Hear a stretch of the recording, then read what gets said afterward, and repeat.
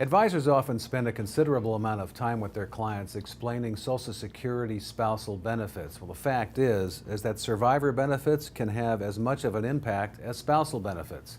My guest, Brian Gray with APO Financial in Colorado. Brian, thanks for joining us today. Well, thank you, Scott. Brian, do couples understand the lost income upon one of them passing away, typically? You know, Scott, that is a great question, because what we find time and time again, people actually just understand what they're going to get as a couple. You know, they look at their Social Security benefits and they're actually seeing what can we get, but they never think the phase two on that decision is what's the impact on my income with Social Security when the first one of us passes away. So do most people actually have a plan to address this lost income? You know, that's the scary part, is that we find too many times that actually people do not even have a plan to address that. One thing we have is denials of strong emotion that actually prevents us from thinking about the pain of losing our spouse.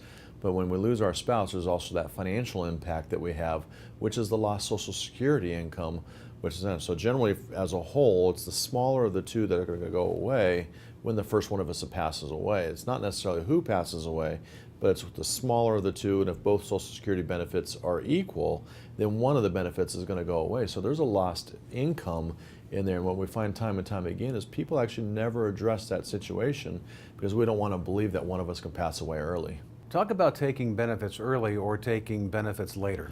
You know, there's multiple choices on how to take it. I understand it's not like an A, B, C, D answer, but when we look at it, if you look at life expectancy and people in your family live to 70, 75, 80, 85 or longer, taking it at 62 can actually be the wrong choice, because we always say is if everybody in your family died at 65, then waiting till 70, delaying your benefit in other words, would not be the right choice, especially if you're unhealthy today. But you have to look at a lot of different things, like how healthy you are, if you're married, how healthy your spouse is, life expectancy on both sides of the family. And we look at aunts and uncles and grandparents to really look into that detail to figure out what is the most optimal choice, because sometimes just taking it early or taking it later may be the wrong choice depending on your actual situation. Well, finally, in this situation now we have a gap of guaranteed income. How should people fill this?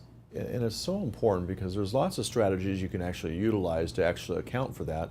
A lot of people just think, well, if I buy a life insurance policy, that's one way to backfill in some lost income.